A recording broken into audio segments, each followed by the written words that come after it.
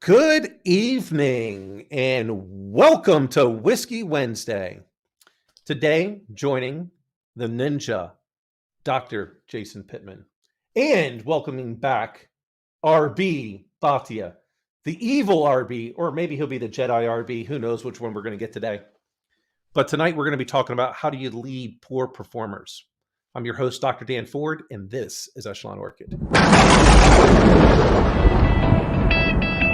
Guess who's back?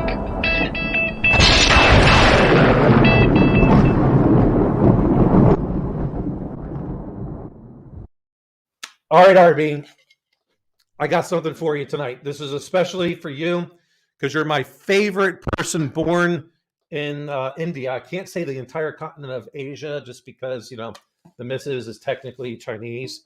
But this is a first Amroot, get into it, which is a nice single malt whiskey from India. But I have not had this particular one before. It's actually from, I have no idea how you say it. You're going to have What's to... the name? Amroot, A-M-R-U-T. Amroot. Yeah. So I don't know where this is actually at. It's like Cambodia, Bangalore. Oh, Bangalore. Yeah, Bangalore. Yeah. Yeah. That's where my dad lives. All right. So that's what I'm having tonight in honor of you being the first time here on the new year and my favorite person from the country that was born in the country of India.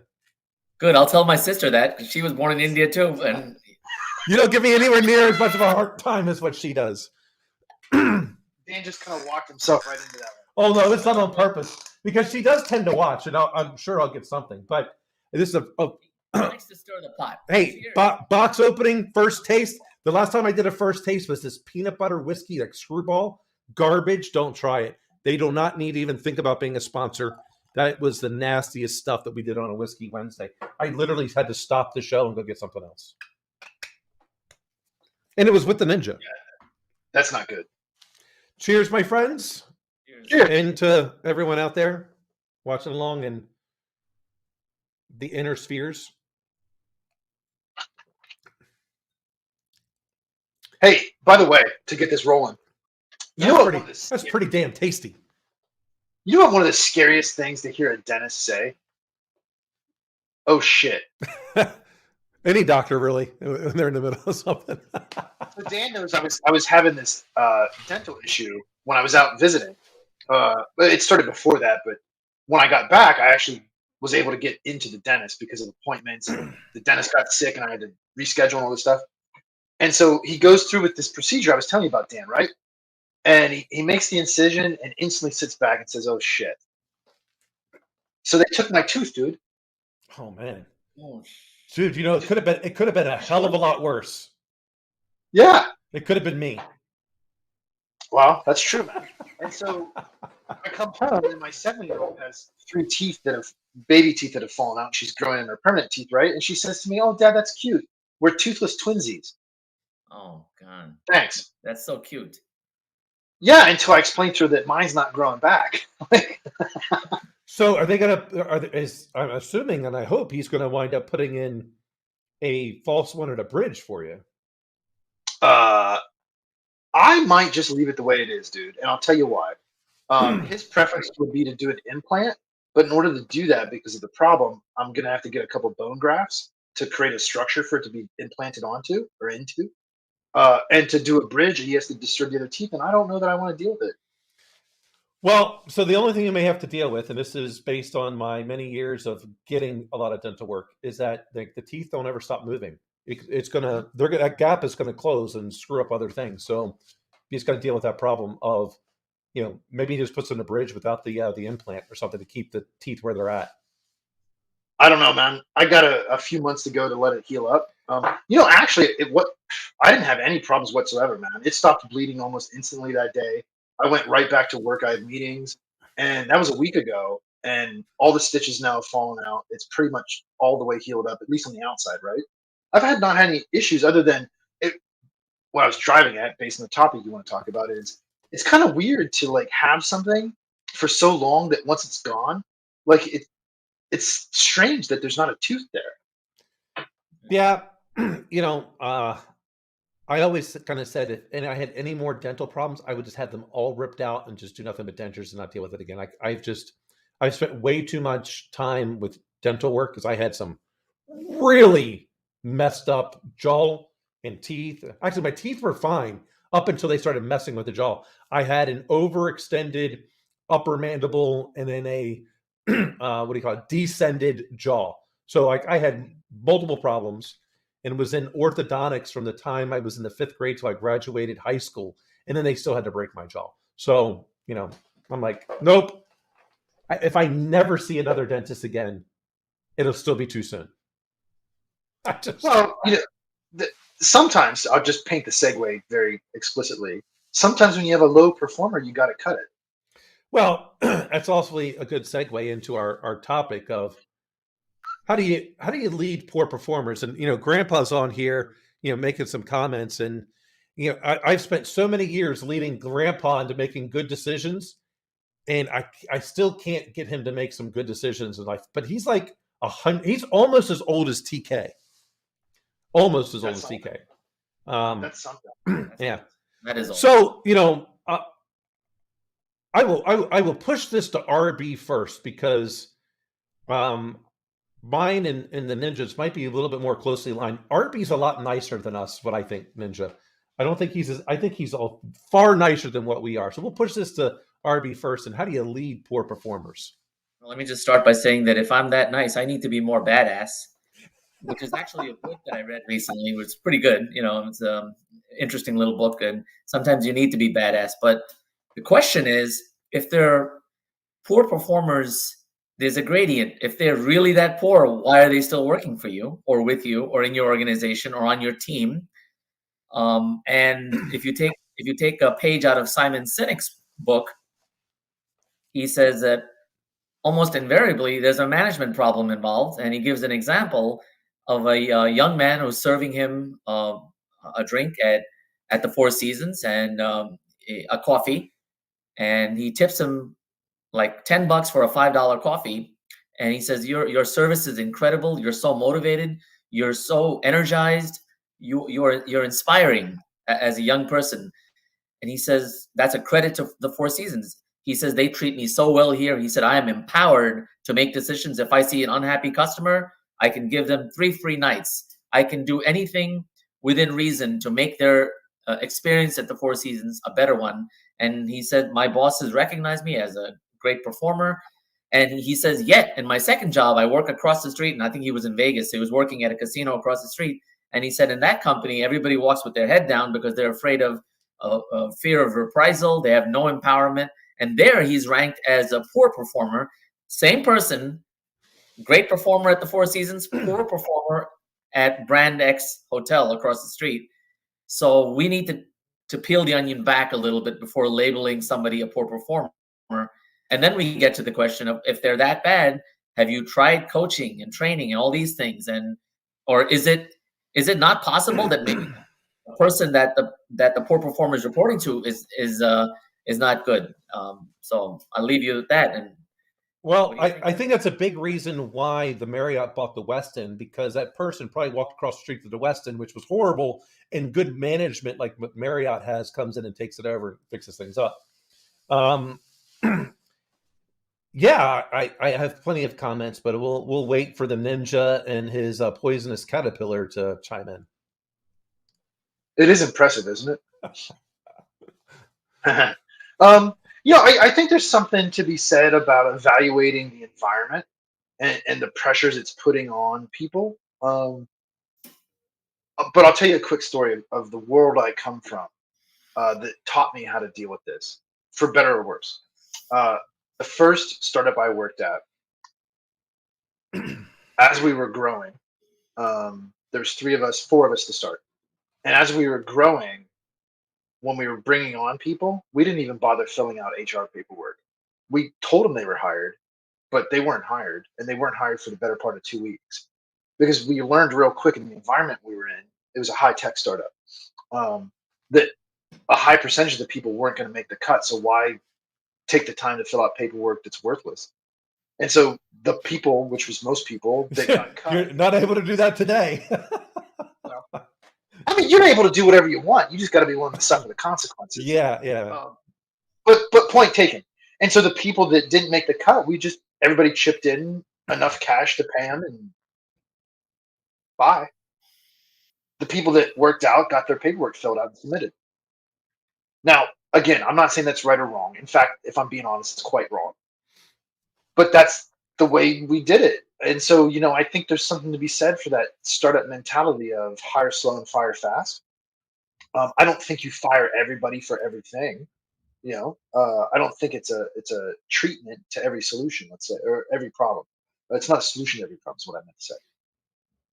But I think I struggle with how much, I don't know if you want to say counsel, coddling.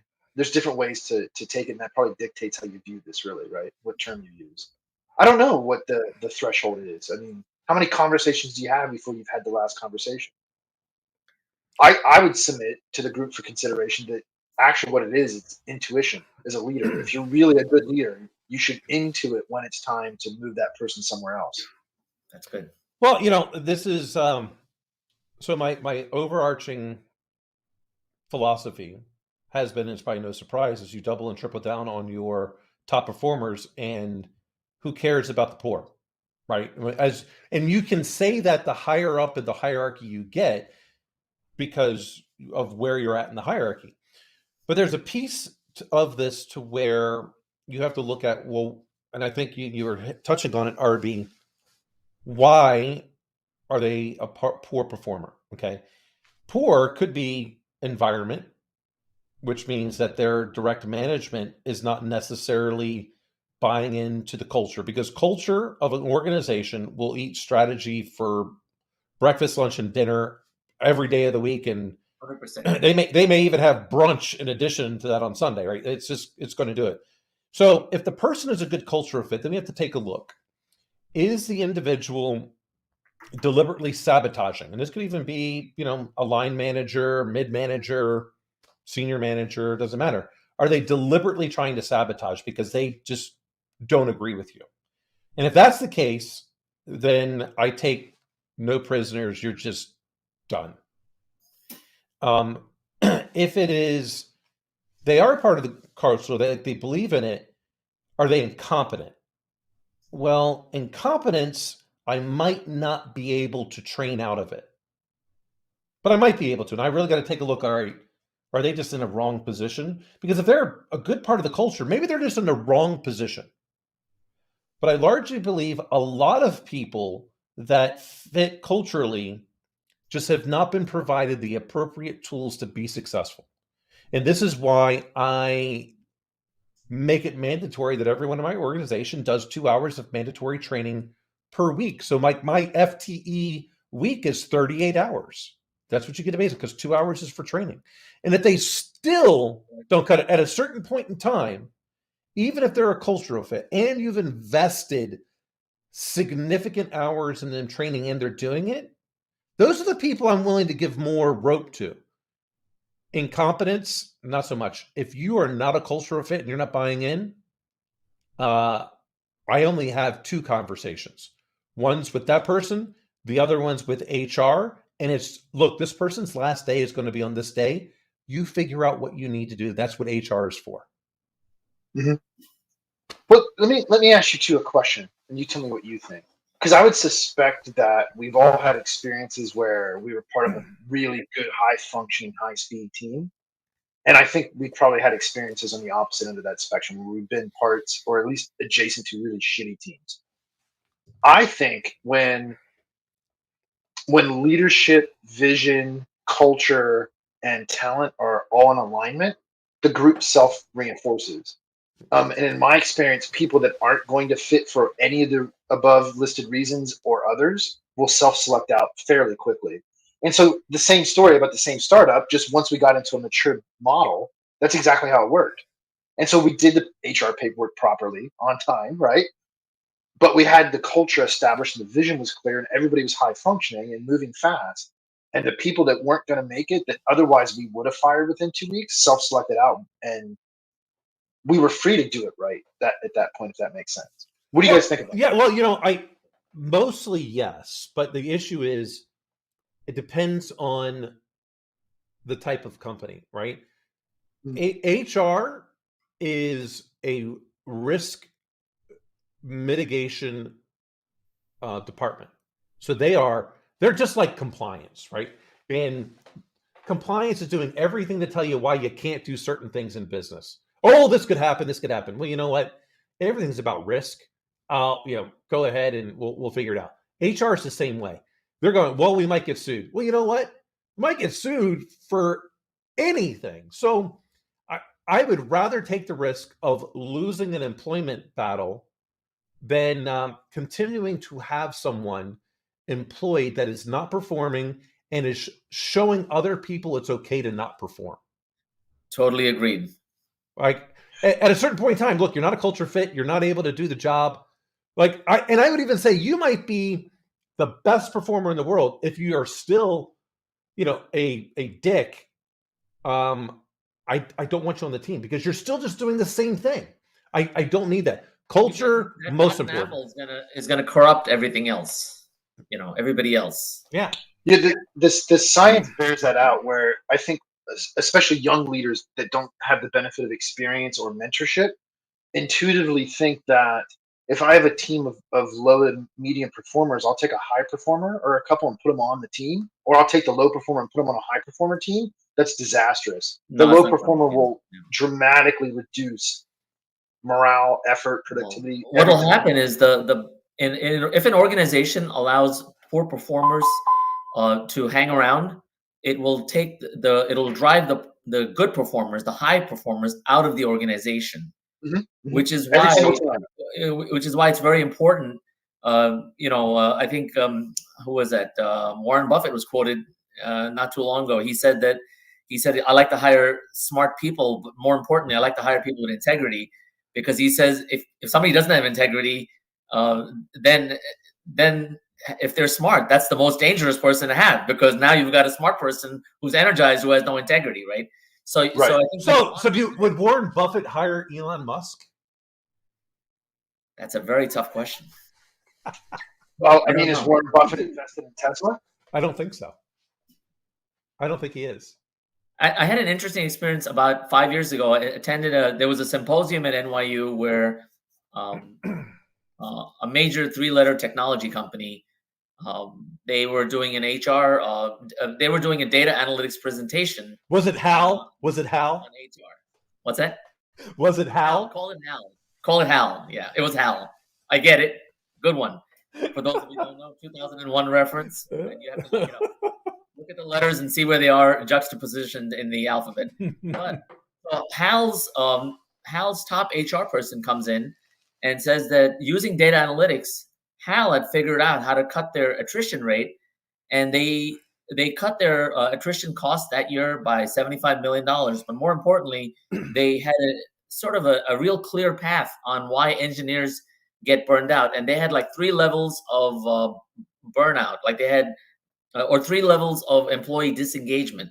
They had burnout, they had stagnation, and they had these issues they were dealing with. And ultimately, what I got out of that was that if you have good people that you've invested in, you've trained them, you've coached them, then you've got to, assuming you're paying them a reasonable salary and the compensation is fair and market-based, what people want, engineers want, but I think everybody wants, they want expression in their jobs. They want to have the freedom to express themselves in some way, in some channel.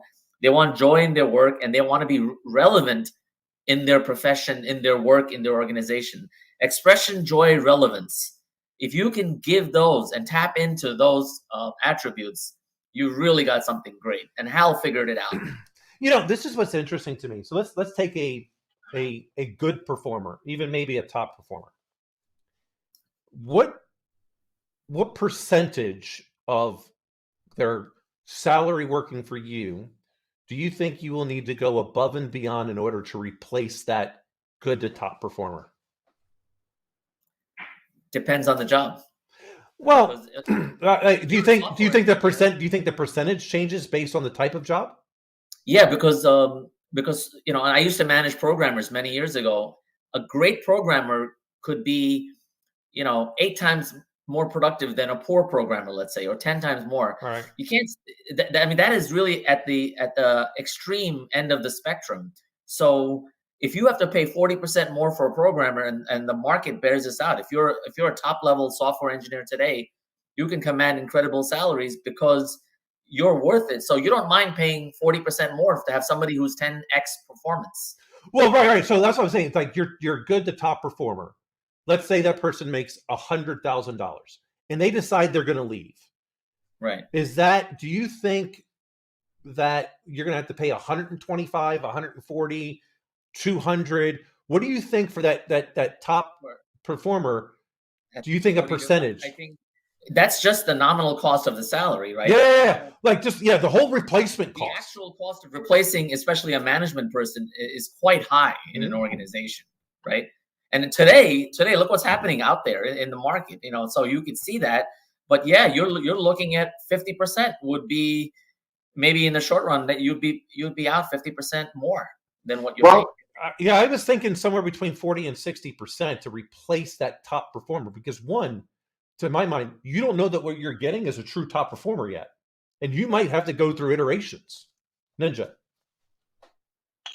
Yeah, I was going to say, you can look at it, because again, we've talked about this numerous times, the three of us on this show, that the 80-20 rule governs this too. It's a Pareto principle where roughly 20% of your workforce is going to do 80% of your productivity output. And so, to me, in my experience, that's easily at a minimum. If you just look at it like in terms of like FTE dollar hours, right? It's at least a 2.5 times multiplier. Meaning for one full-time employee that we can classify as a medium to high performer, it's going to take about 2.5 other full-time employees that aren't that to make up that labor. Yeah, I 100% agree. And this is why, I preach inside my current employer, no one should ever leave this company that's a top performer based on compensation. If they do, we failed.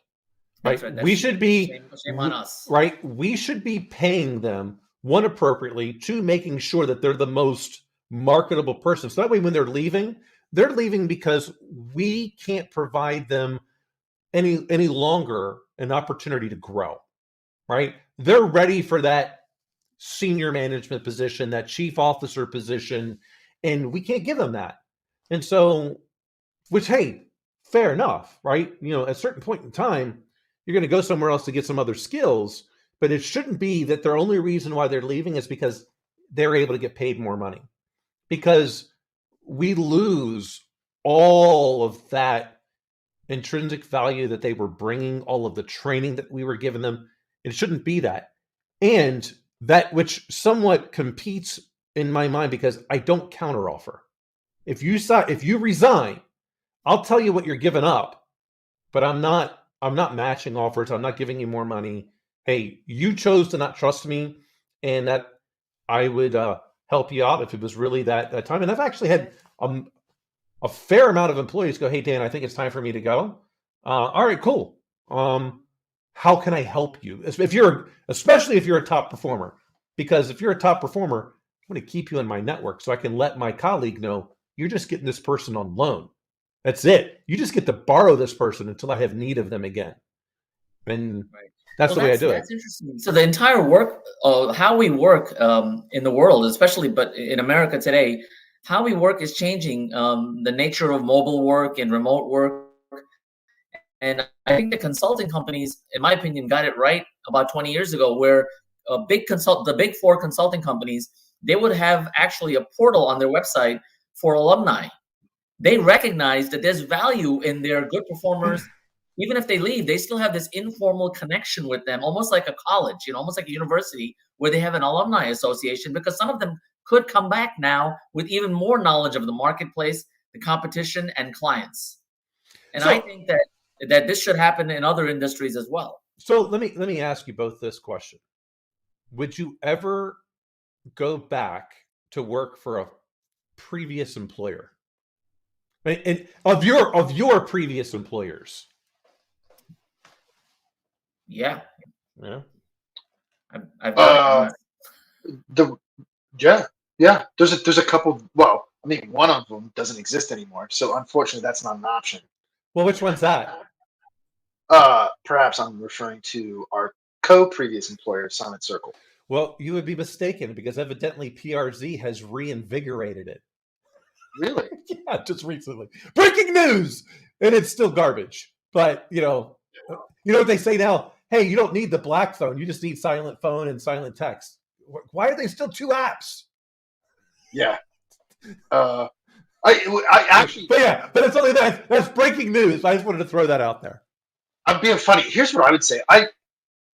I don't think, because of the nature of my temperament, what I like to do, and how I think I best contribute, I don't know that I care about the company per se as much as I care about the team.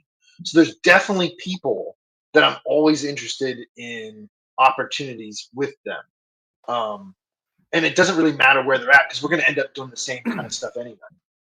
But I think that's where, to your point earlier, Ravi, what you're doing actually matters a lot too. Like the nature of your role, the type of work, and so forth. I look back at all of my previous employers, and I would not go back to work for XM Radio. I just have no desire. I think that's a overall, and they probably don't like this, but I think it's a failing industry. You've got too much competition now with streaming. It's just not, smartphones basically killed it. I don't know how they can truly afford Howard Stern at this point, but I just wouldn't do that.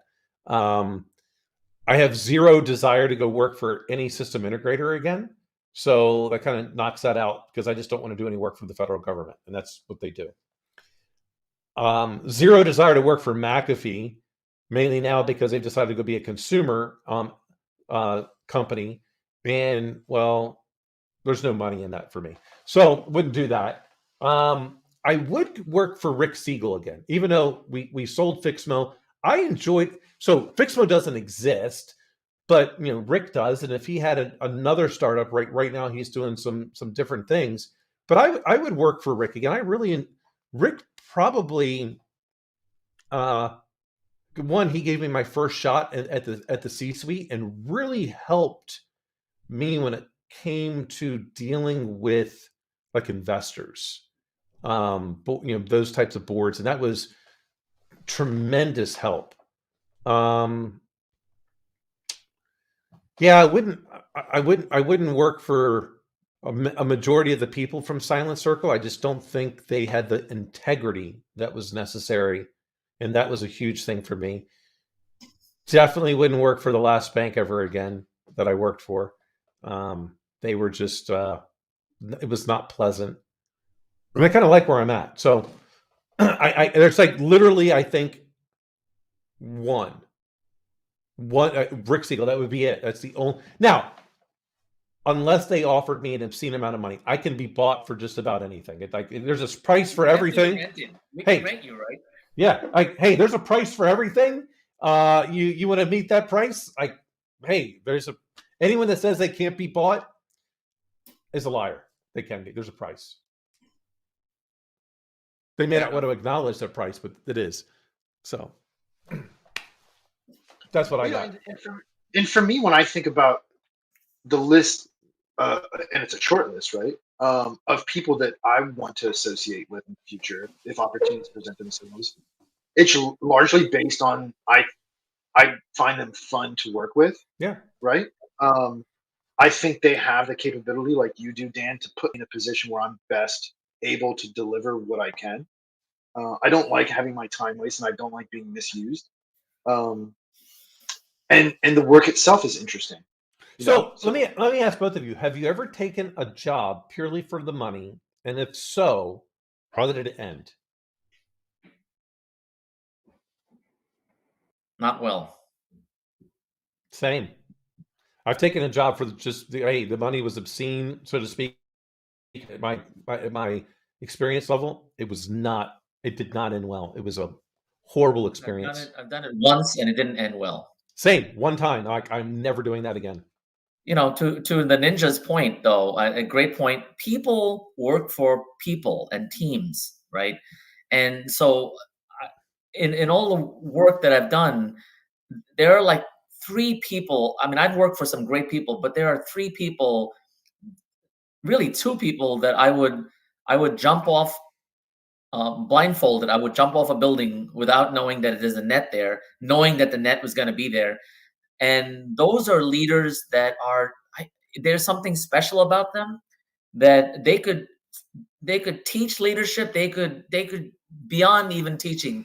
They are just great people, and those are people that you look at as. At one time, I looked at one of my bosses who was only 2 or 3 years older than me. I looked at him as a father figure because he always protected his team, and he was somebody that if he told me to work 7 days a week, I would have done it.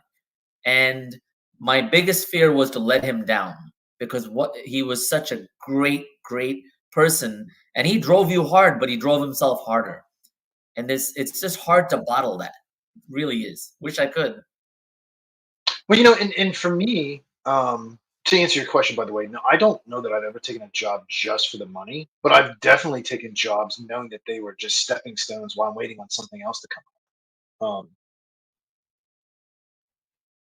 What was I going to say? Shit. That caterpillar sting you again? Yeah, man. I got distracted by my own handsomeness. Excuse me while I barf. Oh, no, what I was going to say was, and in fact, for me, I don't ever have to remember my list of people that I want to associate with, like even a transactional business way, right? Because it's my call log and my phone. The only people that I pick the phone up for are those people, and I'll pick it up every fucking time it beeps. It's that simple. They're people that I want to talk to. Well, that's the old, well, for me, old. As we looked at things from an intel analysis, when I was first learning it, and we were looking at for people in certain rings. In this case, they were all, bad people we were looking at. Whenever the bad person had two-way communication with a particular number, IP address, whatever, they were probably a part of their circle, right? And so what I started doing is like telling people, hey, you want to know if, like, especially in the dating world, or even just as you are now, you want to know who the people are that are truly important? Well, one, take a look. If you're calling or texting a person more than what you're receiving, that means you like them more than they like you. If you're receiving more than what you're sending, that means they like you more than you like them.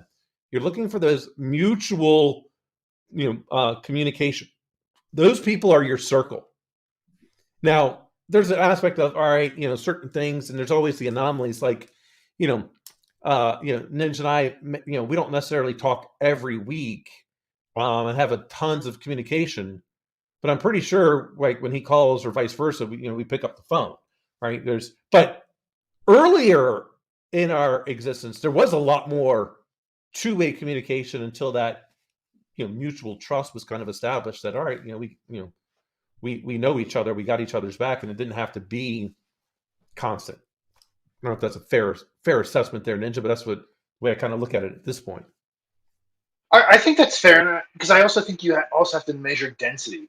And so, like, if I look at my text messages with you, there's fewer messages overall compared to, like, for instance, Mrs. Pittman. But our messages are denser. There's more information in them. We also do like a 2 or 3 hour podcast most weeks, right? Yeah. And so that information is dense. It's just not as frequent. And I think, in my experience, that only happens when you transition into what you're saying. When you have this level of comfort and familiarity, you're able to express complex thoughts in dense articulations. If it's earlier in the stages of a relationship as it's developing, I think the importance is the frequency, not the density, because you're just trying to build rapport, right? Setting a habit maybe is a good way to describe it. Yeah, sure. I get that. What about you, RB? Who are you texting and all that kind of stuff the most? I text my my cousin a lot. Are they in India, or are they He's here? here in New York. I text him a lot. And what's interesting is that he's basically my brother, right? So when I drive, I commute, I drive to work. So on the way home, sometimes there's traffic, and I'll call him, and it'll just makes the ride go, like for 45 minutes, I'll be on the speakerphone and I'm driving and we're chatting about all sorts of nonsense. But I remember when I was working in DC and driving back 4 hours, and sometimes I'd be on the phone with him for like 2 hours. So the people that you're close to in this world, you could just talk about anything. And lately we've been talking about things that really are more interesting as you get older, like food, I think is really interesting. And we were talking the other day, spoke to him about 45 minutes yesterday. All we talked about, we went to Vermont between Christmas and New Year's for 4 days, and we ate at some of the best restaurants, and it was cold, it was icy, and the thing about food is it's visceral, right? So you can remember if you have a smell, and it will just take you back decades, and there's a memory associated with it. And as you get older and you realize that food is really important, and you talk about food. So the people you're close to are the people like my sisters, I'm close to them, and my wife and my daughter, and it's breaking bread, having a glass of wine, and I know a lot of people, but I would say there's a handful of people that are what in the inner circle.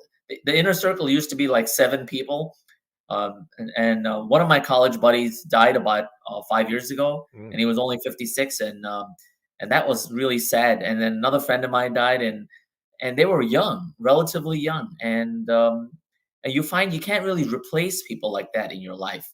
So it teaches you to value the people that are in your life. Yeah, well said. Yeah, well, very well said. Yeah, I get it. I say this even with my employer, and as well as what I have now. Like with my employer, I go, stop counting the number of members and start making sure that we have members that count. And I think it's the same thing with friends. It's not about the number of friends; it's the friends that count. Those are the ones that you can count on, that they're going to, when you call them for help, it's not, well, what do you need? It's, where are you? Are you okay? Like, are you safe? Okay, where are you? Okay, what can I do? The people that lead with, well, what do you need? It's like they're trying to qualify whether or not they can do that for you or not. Your true friends don't, it doesn't matter what it is you need. They're going to do whatever they can. And so it's about, are you safe? Are you okay? Where are you? Especially if you're close by. Like, my friends are not, none of them live close by where I'm at. I mean, I've got some, getting closer and closer acquaintances, but like I grew up on the East Coast, and, even then, like, actually now, even on the East Coast, there's like, where I hung out quite a bit, there's only one person in the DC area that still exists. Everyone else is gone. They're not there. They've all, all gone. No, 2. There's 2 people in the DC area. But the rest they just don't exist there anymore. They're all over the country. Well, see, and that's why, like, one thing you've never asked me, I don't think you've ever asked me this when you call me, or even when we get on a podcast or you text me, you've never asked me, are you busy? Fuck yeah, I'm busy. We're all busy, but I always make time for you. And I think that's the benefit of having that denser, albeit less frequent relationship, because it's no longer. It shows why you're my true Sith apprentice. That's a great point, Ninja. So if I get a call, I always pick up the phone. Unless I'm sleeping or I'm in the bathroom, I'm gonna pick up the phone. It's or I'm in a meeting, let's say, but otherwise I will pick up the phone, because somebody is, taking the time out to call me. I think you got to be there for, and I'm not going to be, to me, it's disingenuous to say, well, you know what, I'll call, I will take the call. And it's not like I get that many calls. And I don't think I don't have 25 friends. That I've got a handful of people in my life that I'm close to. And that's good enough, but yet there are people out there that may have 500 acquaintances. It's not the same thing. No. Hey, there's some people I'll even answer the phone if I'm in the bathroom. It just, see, you're quite a guy. Like, you're multitasking, and I admire that. Well, and I think we're kind of all like circling the same principles here, and to me, it's largely based on if there's of the set of people that I want to associate with, I will make time to associate with them because associating with them makes my life better. Sure. Well, when you're a top performer, as you were mentioning there, I'm always busy. It does not matter what it is. Like there's something always going on that I am focused on. Very few moments do I truly have, and unfortunately, and I need to do a little bit better in self-care and take some more moments to just breathe. And I'm hoping I'll do that this year. But like, hey, look, from here it was all right. I got my day job, um, doing some stuff at the distillery after the day job. Went and got some dinner. Came back here, do the show. I mean, it was just like actually, it was even before then. I was doing stuff before work at the distillery. Getting stuff prepared. But it's nonstop. I mean, I don't feel tired, but I do know, and I think it's extremely important as leaders. You have to take moments of self-care because you're giving all the time. And at a certain point in time, there's no water left in the well. Yeah, see, and I think you're spot on, and I would add on to that if I can, and say that self care is a part of being just busy, and because I look at it fundamentally this way, that time's passing regardless of what happens. Time's just going to tick, tick, tick, tick, tick. And the reason why I say I'm always busy isn't because I'm obsessed with productivity. It's because I'm obsessed with enjoying every tick as much as I can in whatever way I'm doing it right that moment. And for me, because of the nature of relationships not all being equal, there's a certain amount of ticks of time that I'll spend on certain types of relationships. And then there's that core set that we're talking about that there is no number of ticks I'm not willing to spend. I'll spend them all because that's how much value there is in those ticks for me. Yeah. You wanna like in Dead Poet Society when Robin Williams says you want to suck the marrow out of life, and Mhm. and I talk about that a lot with my cousin. This year I didn't make any New Year's resolutions that I publicized, but there is one that I've internalized, and I'm trying to, and I know it's impossible, and I'm sure I've already broken it, but I'm thinking, can I go a whole year without having an unchecked negative thought? Meaning, if I had a negative thought, I would check myself and say, "Wait a minute, that's wrong," because I think that we as humans, we talk about we want to achieve this and do this and do this and do all these great things, but if we can't even do the fundamental thing of keeping our own mind intact and not having a negative thought, I think that would be an achievement to have no unchecked negative thoughts for a whole year. To me, that would be the grandest year of them all. Absolutely. I've only recently, just because we've got a lot of things going on, and we've had a tremendous amount of setbacks with the distillery here, as of late. Different things, because we just haven't had to encounter it before. And I'm a person that if you can do one thing to ensure success, do it and do it now. Like don't wait. Like that's the worst thing. Like don't put off. Do it now, because as you get closer to whatever your deliverable date is, something else is going to crop up. So get rid of everything you possibly can so you have that energy there. And for the first time I can remember, I could actually feel my blood pressure being sustained at an elevated rate. Now, for those, many people might say, "Oh, that's not that bad," but my blood pressure is typically below, 120 over 60. It's almost always below that, and I was at like 160 over 94. Oof. So for me, that's really high. I know for other people that might not be a big deal, but that was sustained for a little bit, and it took me a while, and I had to like really check myself and go.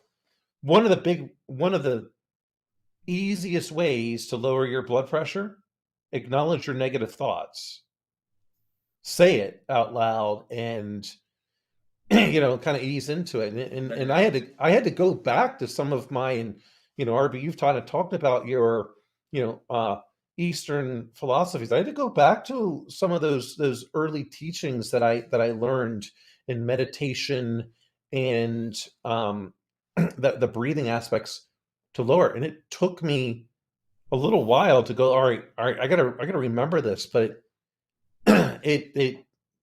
I've never had it to that high for that sustained level of time where I could feel it. It happens to everybody. I remember once because I lived alone for a year when I was in DC in Alaska. And one time I was in DC and I remember I started for no reason. I felt I had all these negative thoughts and I said, what am I doing here? I'm alone. I'm here in DC. What am I doing? And I started hyperventilating and I had to take some deep breaths and start thinking about, wow, I have to be grateful for everything that I have. And it's not so bad, So we are our own worst enemy. Had a very interesting conversation with some coworkers recently. I actually don't believe in work-life balance. I think that there is life energy balance, meaning that it's sort of like going back to taking a quote from the Bible. There's a time for everything under the sun, right? For every season, there's a time. And when you are working, you could get into the zone and you could work 12 hours. But when you're tired and you need to rest, you could sleep for 15 hours, right? And if we follow those natural rhythms where we just balance our energies, then there are some days we're creative and there are other days we're not that productive. And I used to practice this many years ago when I had more autonomy. I used to work for a small developer in the city. And Friday afternoons, I would pretty much shut it down and tell my team, look, after 1 o'clock, I don't want anything from anybody, especially in the summers, go home and whatever, and showing a little compassion to people. I'm telling you something, giving those people an extra 3 or 4 hours on a Friday, starting their weekend early, motivated them to produce even more. And because it's an energy balance, that's what it is. Well, I hate even saying the word balance in any of these cases because it always balances.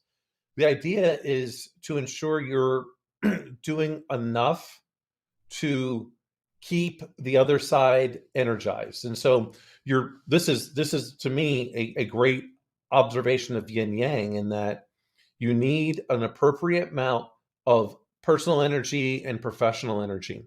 Sometimes the professional takes a little bit more and sometimes the personal takes a little bit more. And the trick is to figure out how to keep doing it, because one provides the other.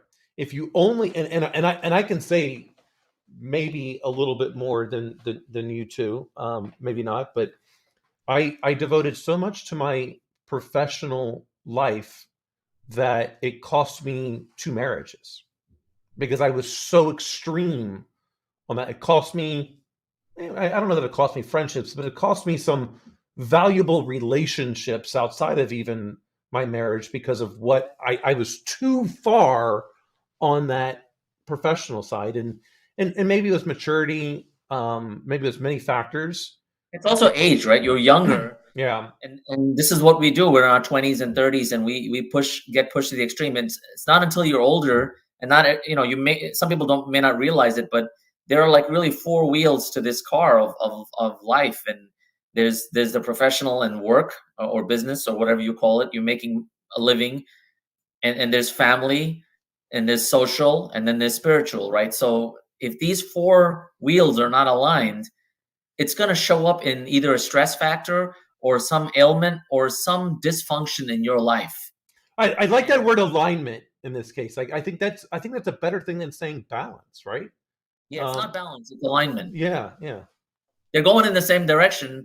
And philosophically, it's kind of like what Gandhi used to say, that if you truly want to be happy, all you have to do is what you say, what you think, and what you speak are completely consistent. You can, you will be happy because there's nothing disingenuous then about you. But that's hard. There's nothing misaligned. Right. You're speaking, and you're saying, thinking all the same things. Which is not easy. That's not easy. That's hard. That is hard. And this is probably when I get some of my most stress, when I have to deal with others whose values are not in alignment or closely aligned with my own. Are you judging them? Oh, I'm always judging them. But that's a problem, because judging anything or judging people. Because I'm a judge, I'm allowed to do so. But I mean, No. At work, it's different because you're discriminating in an evaluation kind of way. But when you judge somebody, what happens is you're adding baggage to your back in this journey of life. You need to let go of that baggage and say, okay, maybe their path is different than yours. That's all. Yeah. I was being a little bit facetious, but I try to, in this case, judge others based on the values they've expressed to me that they want to live by.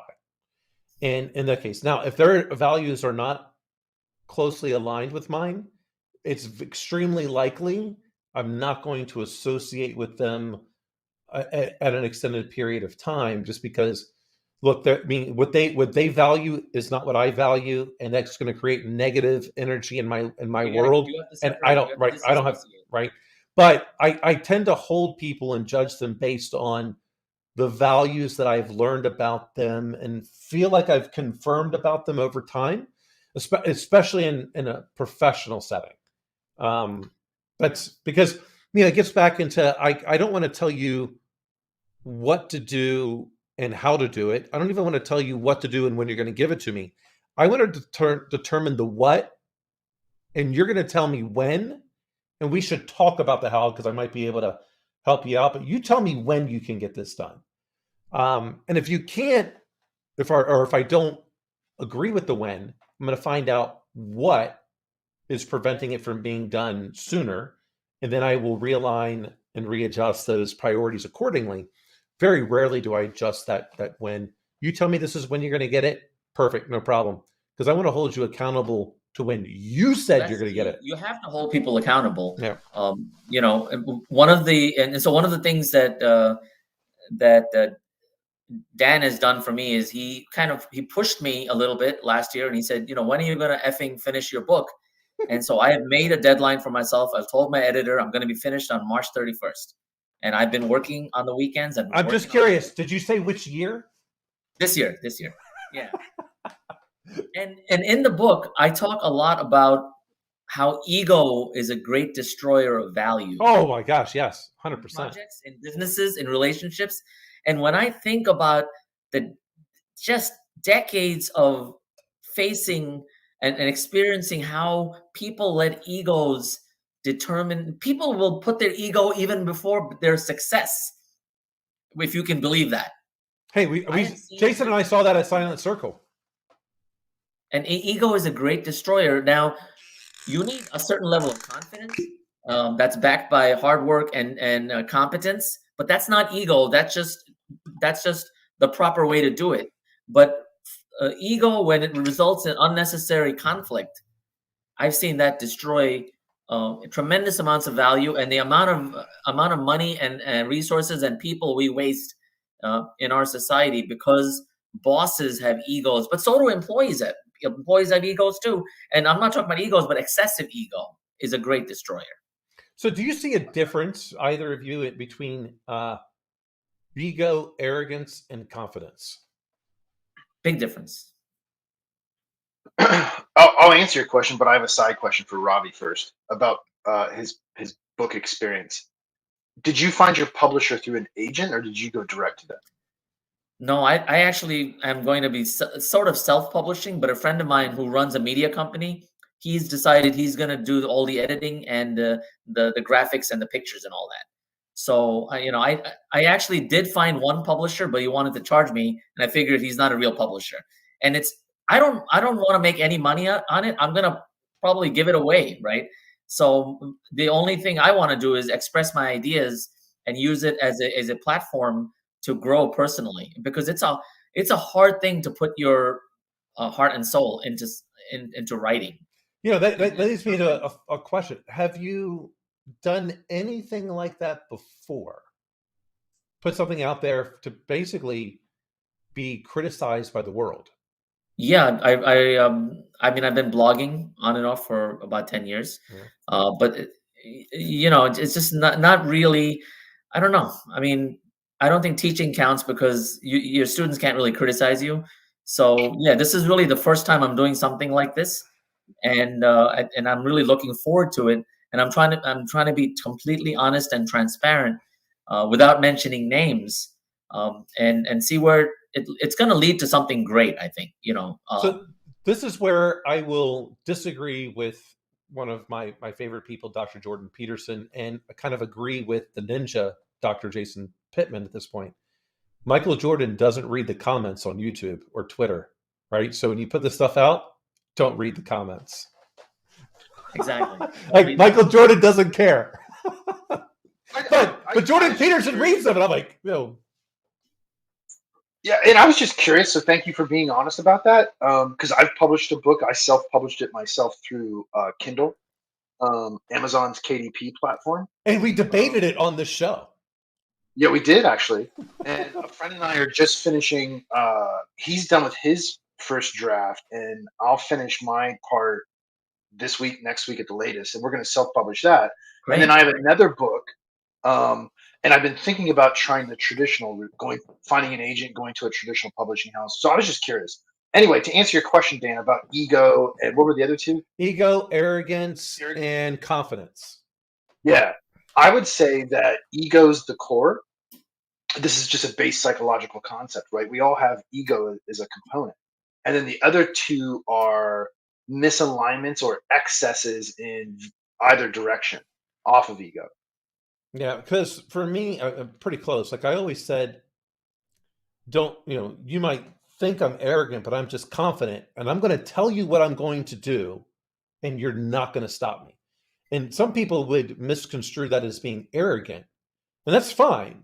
But I think arrogance is a misalignment in what your true capabilities are, and you're trying to almost bluff someone, and that someone could even be yourself, into getting something done. Which is where I kind of go with what RB was saying, in that, hey, that ego is overextended. I don't say something that I know that I can't get done. I feel like I am just. Some people might say I'm overly confident. No, I've never said anything that this is what's going to happen. This is what I'm going to do, and this is what you're right. Arrogance is basically incompetence combined with excessive confidence. Oh yeah. Things, I think it was I don't know who wrote it. It might have been Adam Grant. I'm not sure. Talked about in any endeavor, in any professional endeavor, if you go to a scientist at the top of their field, an astrophysicist, and you ask them about the theories of the universe, and they will always say, they'll be circumspect, and they'll say, well, this is the current theory, and these are people at the top of their game. But if you talk to somebody who's a novice who has no knowledge on the subject, they will be boisterous in their confidence and totally arrogant, because the less people know about a subject, the more overconfidence, this false bravado that gets developed. And it's endemic in our society today with all the misinformation that's out there. It's so funny you say that. Go ahead, Ninja. Sorry, I was just going to say, I would submit for consideration that most, if not nearly all, negative emotion is self-targeted. And so arrogance really is, what's the right word?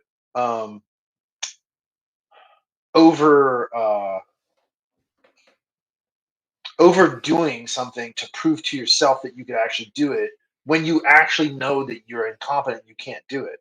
I think anger works the same way. Often when people are angry, you're not actually angry at something or about something. You're angry at yourself for not being able to control that something. What I liked about what you said, Ravi, earlier about gratitude is I think positive emotions work the exact opposite. Gratitude is always targeted at something or someone. You're never grateful for you, unless you're a narcissist, right? But that's another thing that's self-targeting in a negative way, right? But gratitude or mindfulness is always externally targeted. Yeah. Well, what I've found in any of these things, when people are talking that over, like the people who are confident and understand true data, right? they will say, well, the research indicates, the literature would say this. Like, they're not saying it themselves. Like, they've done the research. They don't go, well, you know what? I've concluded. There's no I ever in their stuff. It is the research indicates, it concludes, you could extrapolate based upon these things, and then you could get into their sources. And you know what? The people that know, they're not quoting like Medium posts. They're not quoting some schmo from Twitter, right? They're going, look, I read this in the blah blah blah journal of blah blah blah, right? Things that are of note. And they're, I mean, in this case, they're not arrogant about it. They're confident in what they're saying. They understand how to dissect what they've read and can regurgitate that in a way for the person who is not experienced or have expertise in an area, in a way in which you can understand it. And so many people don't catch upon those nuances. I think there's a lot, and I got it. I mean, I thoroughly enjoy listening to all of Jordan Peterson's work, and it's so many times where he just goes back. He doesn't even quote his own research, which is, to me, again, I is tremendous, because he's not quoting his own stuff. He'll go, "Hey, according to the American Psychiatric Association, that's not true." Like he goes, I've never heard him quote his own research. I don't know if either of you have. I know, Jason, you listen to him quite a bit as well. The only time I've ever really heard him talk about his own research, like his own academic scholarly research, is when he talks about personality and temperament. And even then, it's largely tangential. He most often relies on the literature, which, I've been around a lot of academics, obviously, over the last 10 years. And I don't know that I've ever listened to somebody talk in a scholarly academic setting that has such a mastery over an enormous literature like he does. I would love to debate him if there was just something I could find that I disagreed with him about. Wow. I would love to. The way I've seen him in these debates, he might be one of the fastest minds that can articulate a argument better than anyone that I can remember. Like, he can just break stuff down, and it's so fast, and it's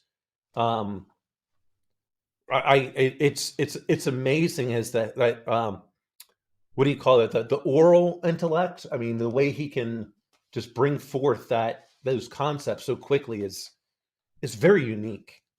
Yeah, he actually has a couple lectures where he broadly talks about IQ, and he references his own what you're describing in his verbal IQ. Yeah. Which for the record is demonstrably measurable, as is IQ itself, but in contrast to what people call emotional intelligence, which doesn't exist. I'll die on that hill. Who will die first, you or the caterpillar? Me. This thing's immortal. It'll just transfer to another host. So why do you say emotional intelligence doesn't exist? I think the phenomenon really is explained by people, by, like we're talking about with arrogance, right? It's a defense mechanism of ego. It's trying to soften the reality of how IQ functions, like biophysically. Yeah, I don't look at it that way. I look at it as in a way in which how empathetic you are as a leader and being able to, so to speak, predict the future needs of the people you are charged with leading. And I agree with you as you defined it. What I would say is that that's a dimension of personality. It's not a measurable constant as a quotient. Oh, well, yeah, sure. I don't think it's something measurable, but I do believe that their emotional intelligence is the thing, because you could see some people have varying degrees of it. Everybody has varying degrees of it. Some people have an extremely high emotional intelligence level, Maybe it's not measurable in some quantifiable way, but you could tell that they may not be the smartest people in the world, but they have emotional intelligence and they can connect with people. And some of those people make great managers and leaders because they can connect with people.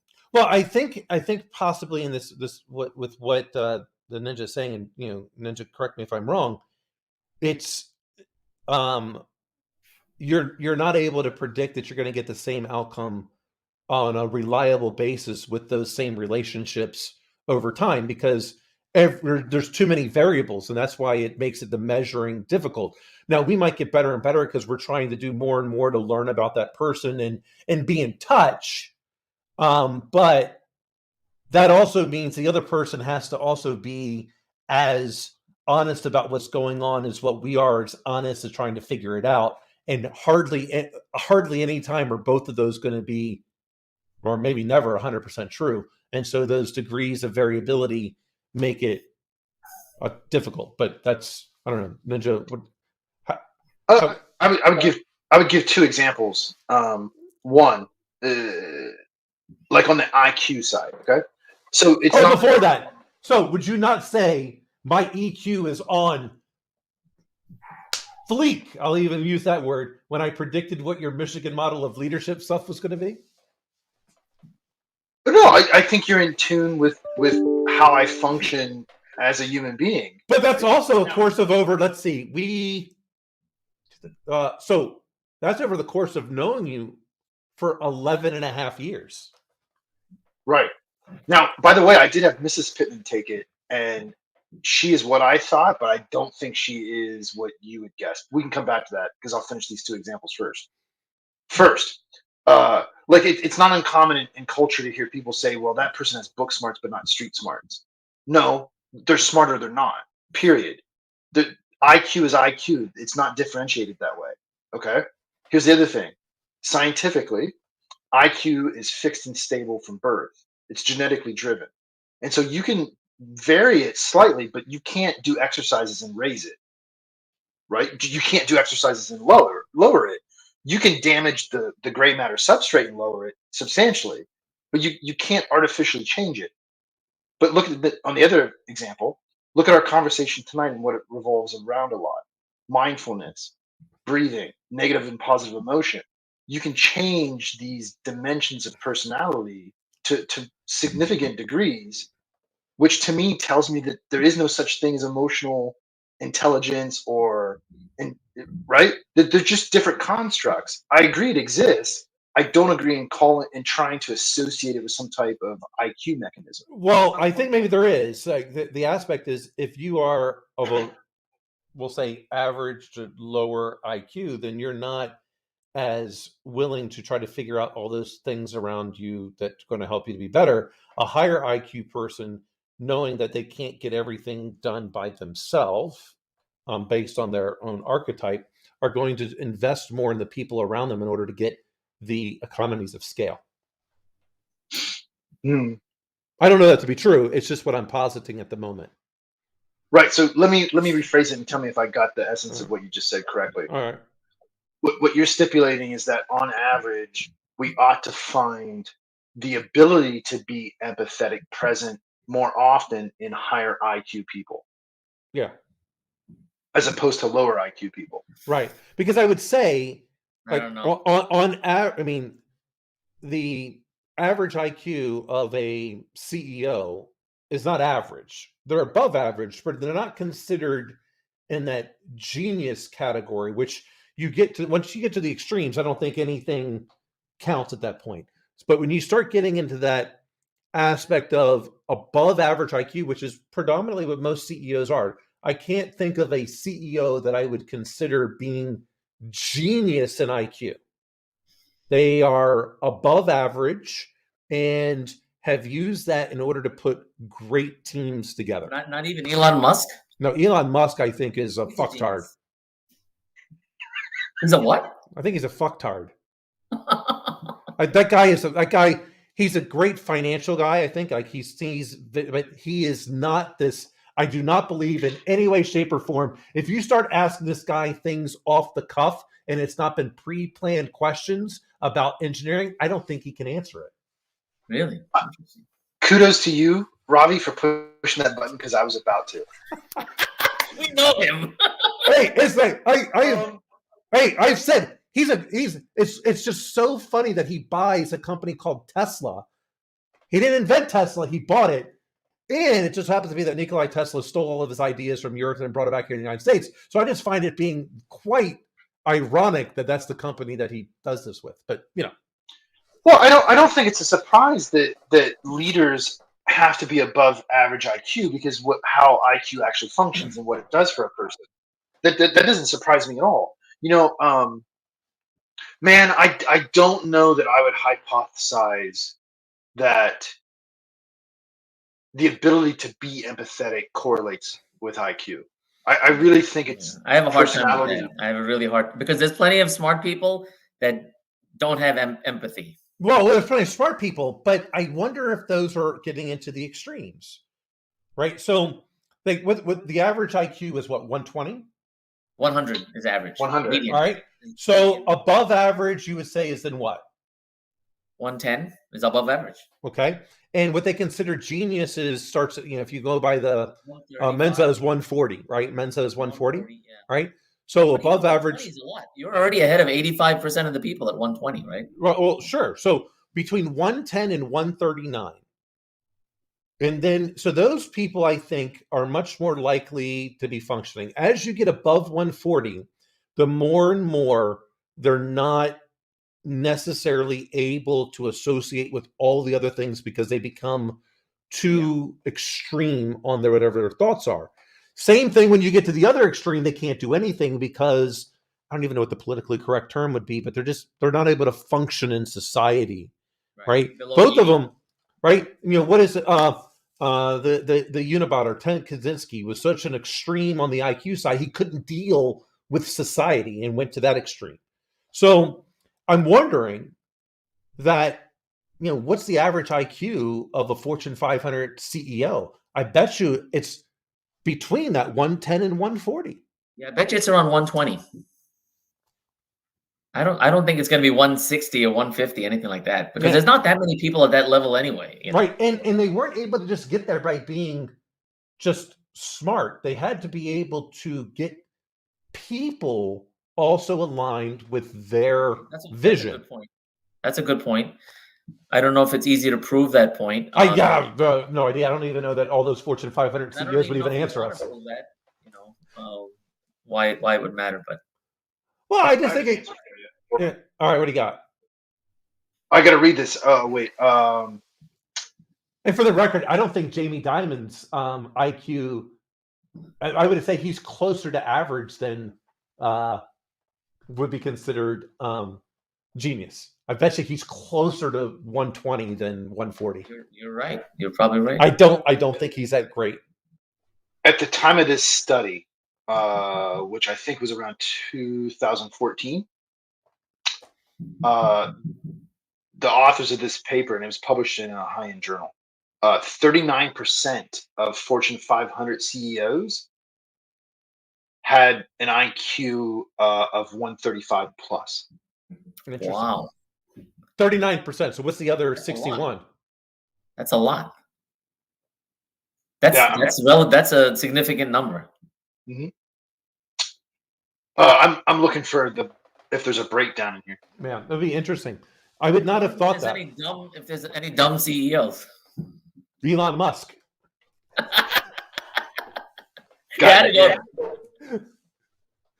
Oh, now check this out. Now this is interesting. Same study then broke it down by biological sex. Same Fortune 500 sample. 59% of women were 128 plus. Okay. The average female CEO had an IQ of 131. So for a woman to become a CEO, she has to be smarter and a lot smarter than the equivalent man. I am not confirming or denying, nor am I aligning with anything you're saying in this regard. It's what's interesting because the way you would have to set that study up, because they're unequal distributions, right? There's not the same number of women as No, there. there's not. Yeah. And it's not close, right? It's not right. So close. it's not a fair comparison, maybe. There's a way to do that. There's a methodology. But if your sample is below 28, now all of a sudden you have statistical insignificance issues, right? Depends on how you're measuring it. People get obsessed with sample size for some reason. In certain cases, you need large sample sizes. If you're doing like a drug trial, right? Because what you're looking for is generalizability of that sample to the broader population.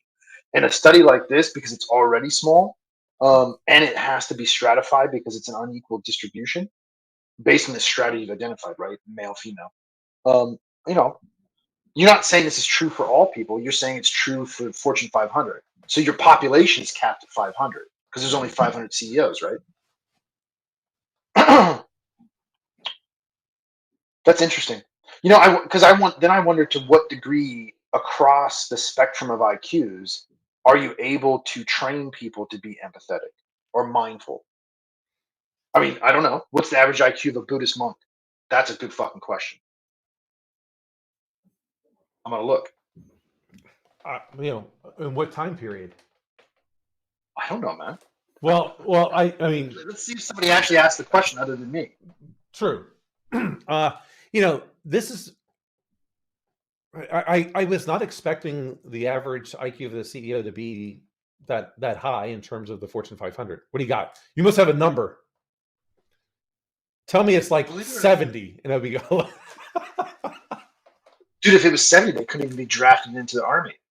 Well, that's why they're monks. Wow. Because and I asked that question because there's been a lot of scientific investigation into the effects of meditation on the brain and its wiring. Yeah, sure. And IQ is really an expression of wiring. Keep talking, man. I'm reading now. Now I'm interested. Yeah, where I was going in that, there's. I don't feel like someone that's just average would be able to get teams of people. One, I don't think they could have a vision. Like I feel like people that are closer to the average in IQ are more doers than thinkers. Like they just want to get stuff done, that they find their satisfaction potentially in getting things done. People that are on the lower side of the average IQ want to try to find a way in which they can just get by without necessarily being noticed, and just those are the low performers. I don't think average IQ people are low performers. I think that they genuinely want to get things done and want to be recognized for the work that they're doing, but they're capped at what they're capable of doing. But you find them being typically good cultural fits. It's the ones that stray a little bit further away from that on the lower side of the average. They don't want to do the work for whatever reason. They want to find ways to skirt the system. That just maybe that's my bias in going. I know I have a higher IQ. You're getting the theory X and theory Y and theory Z. Yeah. These are the things that I'm positing that I have zero research that I've done it. My hypothesis. Yeah, unfortunately, it doesn't seem like the studies I'm seeing have anything on measured IQs. They're all revolving around the effects of meditation on the physical body, which is interesting, but that's not what we're talking about. But anyway. No, it actually doesn't surprise me that the Fortune 500 have well above average IQs. That doesn't shock me one bit, simply because of how much information they have to process at the speed at which they have to. That's a pure function of IQ. The higher IQ you have, the faster, the more information you can process. Yeah, that's right. They do have to process a lot of information. So that actually makes sense. Yeah. Now, I don't think that has anything to do with empathy. No, that's just pure processing. No, that's just data, right? That's information. But I think they couldn't have gotten to that spot without being able to get people to follow their vision, which I think is requires empathy. They're smart enough to figure that out too. Yeah, well, right. But I don't think someone with a 190 IQ would be able to do that necessarily, because that would be on the dysfunctionals, right? I mean, look, Albert Einstein's IQ was not like his was only like in the high 140s, I think. It was not some extreme. It was not some extreme. Yeah. What's Albert Einstein's IQ there, Ninja?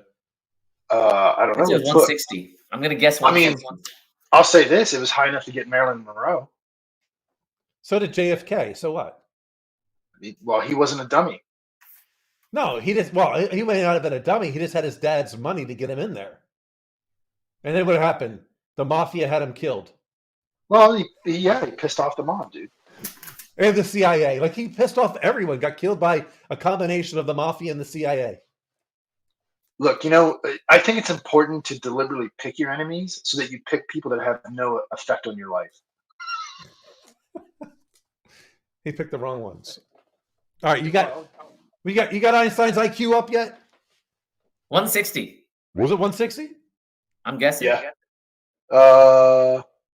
Estimates, because he never took one apparently. Right. What's the estimates? 160. Is it 160? Mm-hmm. I thought I remember reading something that he was like in the high 140s is what the estimate was. Well, see, and so this is the thing you're also talking about with IQ. Like the difference between, let's say 110 and 130 actually isn't that divergent. It's going to be noticeable, but it's not that divergent. The difference between 120 and 160 is going to be greater. The difference between 160 and 170 is going to be profound. Yeah. Because they start, and this is what you were saying earlier, right? The tails start to go. Yeah. Yeah, and it's like you can't even really start. You get to a point real quick above 145 where you stop being able to compare things. Interesting. Wow, we have really covered a wide collage of ideas. And it all comes back down to, hey, if they're truly a poor performer, just cut those limbs from the tree. Hey, by the way, this reminds me, I wanted to get back to this last week, but we didn't have the show. I went back and checked my notes on handedness and eye alignment, and for clarity, I was correct. Typically, not always, but typically, your dominant side aligns with your dominant eye. It doesn't cross. No, that's like 59% true. That's the scientific measurement. You know, let's say 60% of the time. So whichever eye is better, that's your side that's going to be better. No, look at it the other way around. So this is a real easy test. Put your thumb out and close one eye and the other. When it moves, that's not your dominant eye. Yeah. The eye where it stays where it is with both eyes open, that's your dominant eye. Yeah. So for me, I'm right hand. You're right. I'm right hand dominant, but I'm left eye dominant. But I say right hand dominant because there's many, many, many things that I do left-handed. When I was competing in martial arts in terms of stand-up, I always fought southpaw. When I snowboard, it's goofy. That's the way I prefer to do things, and those kind of things. If I was, many things like drinking, I always hold my glass in my left hand. It's just, right hand dominant. I do a lot of, if it requires precision, I use right hand. If it's strength, it's left. Interesting. But I'm left eye dominant when you go like this. And so just like with the thumb test and your vision to tell eye dominance, which is symmetrical with hand dominance, there's really easy tests you can do to measure handedness. And it's not exclusive. And there really is no true ambidexterity. That's kind of a misnomer old wives. Well, that's why I say right hand dominant. Yeah. I mean, you just have things that you do with one hand versus the other. The one that you do the most of those things with is your most dominant hand. That's kind of the way you say it. And there's way more ways to be right-handed because there's 9 out of 10 of you. And there's only like 3 ways that you end up being left-handed because there's only one of us out of every 10. Yeah. So a great way is, as a small child, which I did this with all of my kids, is I would take like something and like go to throw it at them to see which hand they would try to grab it with. Yeah. Another good test too is if you take your hands and you cross your thumbs and then you try to do it the other way, you can sense the discomfort in which one goes on top. That's a neat one. Well, which one's supposed to be the one that's uncomfortable then? Non-dominant. So the uncomfortable is non-dominant? Yeah, it is weird. It feels well, weird. That's funny because my left hand is on top, so that's which I say I'm right hand dominant, but if I'm crossing my hands, my left hand is what's on top. I would have guessed it to be the other way based on what you just said. So, well, but this is the interesting thing, and kind of what I was driving at with coming back to this based on what we were just talking about, is often, we've talked about this before in the show, society wants to oversimplify things into a discrete soundbite, right? Shit ain't that simple. And handedness is a great expression of that, because in order to really figure it out, the original research that was done that established the first instrument to measure handedness is like 4 pages of tests. it doesn't surprise me. I mean, because again, you're talking about so many different biomechanics that are involved. I think it could be even learned. I mean, probably back when that research was done, they did everything they could to force you into being right-handed. It happened to me. Well, it doesn't surprise me. That's why you've got that caterpillar on your mouth right now. I got in first grade, I got my knuckles hit with a ruler for being left-handed. That would have just happened one time, and I would have choked that teacher out. No, I said, give it to me again, baby. Give it to me again. And so began the ninja's fixation with teachers. Yeah,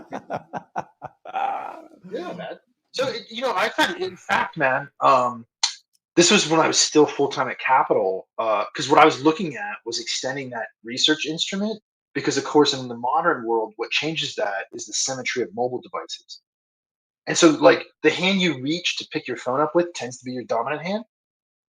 But when you're actually using it, most people have a symmetrical hold on it with both thumbs, right? That massively changes handedness dynamics.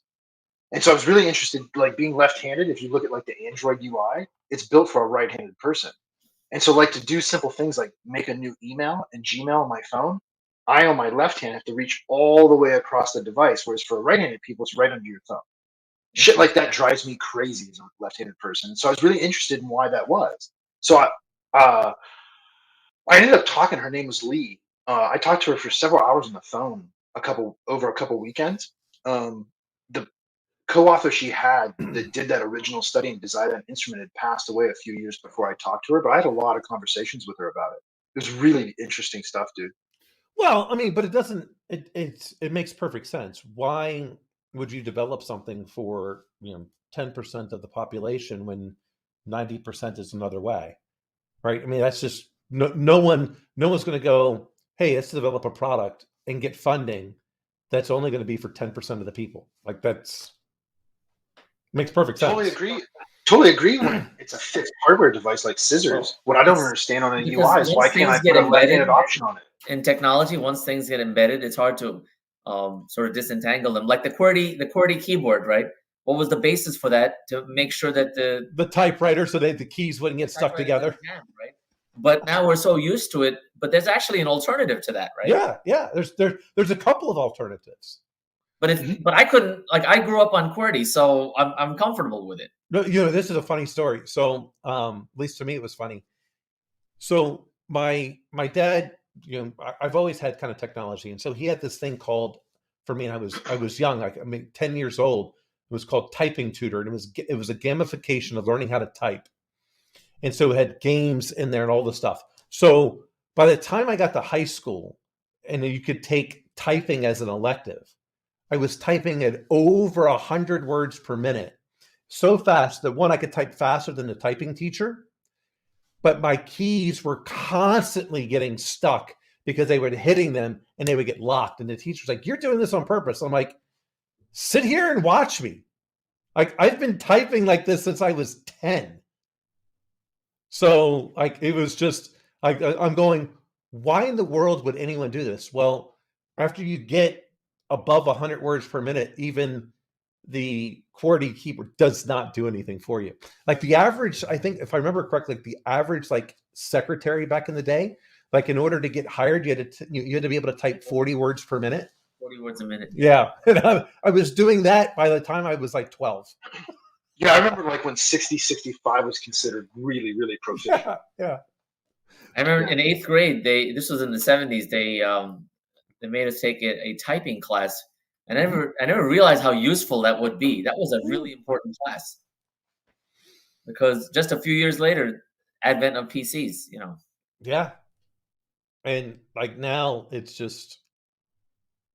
funny to me when I see people not be able to type, but Yeah, well, I was gonna say, so like, I mean, our daughters, right? Baby Pittman knows how to type, touch type, peck and hunt, but largely her interaction with technology is voice controlled. when will the keyboard be a thing of the past? How soon? Well, right. I dude, probably around the same time that she's not going to have to learn how to drive because the cars will drive exactly, themselves. exactly. I think, So that's about 10 years. yeah, I was going to say, I think, so, RB, how old's your daughter? She's 16. All right. So it won't be before she graduates high school. So Ninjas and my daughter will both be 8 years old this year. I think it's before they graduate high school, the keyboard will not be necessary anymore. You remember the Star Trek episode where they go back in time and Scotty is talking into a mouse, and the guy says, "You got to use a keyboard." He goes, "Keyboard? How quaint." Yeah. Yeah. I think unless you're like a developer, which maybe even then, maybe Elon Musk will have an idea that actually comes through his own in the Neuralink, and then maybe a developer won't actually have to type out code; they can think the code. But I think from general communication, the keyboard's gone in 10 years. Easily. I'll put money on that.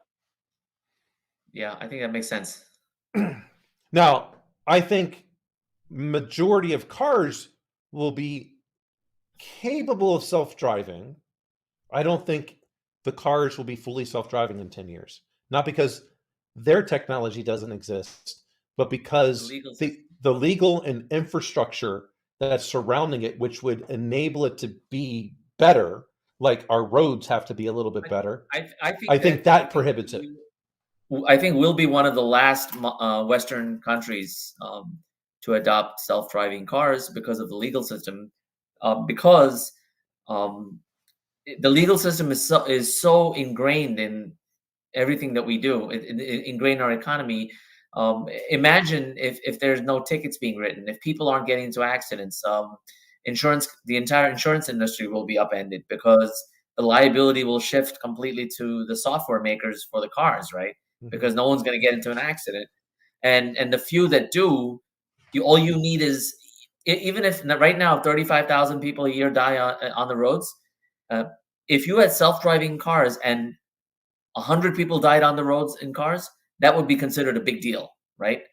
But nobody blinks an eye with 35,000. I mean, if 35,000 people died in airplane crashes, there'd be an uproar, right? But because we consider that to be an acceptable death rate, right? But the acceptable death rate for self-driving cars is 0, and that's why the legal system is going to throttle that for a while until people figure out that it's just cheaper, better, faster, and safer. Well, this is what's funny, because my vehicles that I have today are capable of, we'll say, lane assist. But what happens is that it needs to be able to see certain characteristics based on its machine learning, not AI, for those people out there that want to confuse the two. If they have not painted the roads recently or put in the reflectors appropriately, it can't detect that you're even in a lane. So it doesn't work. And what if it snows? Yeah. Under certain, snow is a really big problem. Rain actually hasn't been a problem thus far. If you can clearly identify your shoulder and or you can see reflectors on both sides, it does quite well. But very rarely are all of those conditions met. And so part of your self-driving, the technology could absolutely be there. But if the local governments and the federal government don't actually provide the appropriate infrastructure, and maybe they don't want to because of the lobbying, because of the legal system, insurance, and all that, it's not going to happen. I'll tell you the one foil to this idea, because I largely agree. Largely agree. The one foil that I see bubbling up is the massive shortage in labor in the trucking industry. In fact, I just read a report today that they're thinking about lowering the required age for that license. And Because- well, here's another thing. This was sort of interesting, like about that trucking thing. 'Cause it was a report that I was reading today that the mandates for truckers to have COVID vaccinations. This one I don't understand. Like, look, forget whatever employer, whatever. They're by themselves largely. I don't understand this one. Yeah. I don't get this. They're in a vehicle by themselves for 7+ hours a day. Like they're, especially the long haul. Maybe some of the short haul ones not so much. But I'm going. I don't believe in mandates of any type. I don't. You're an employer. You do what you want. I don't believe in government mandates in this case. That's my libertarian aspect. They stay out of my stay out of my kitchen, so to speak. But you're an employer. You want to do whatever. Hey, that's your prerogative. You can as an employer, you can say, I don't want to hire anyone that smokes. Hey, so what? It's not a protected class. So do what you want. Anyway. All right, my friends. Thank you so much for joining once again. Thank you. RB, when are we getting you back? I need to get back sometime in February. We're gonna be back sometime in February. Yeah, I'm looking forward to that.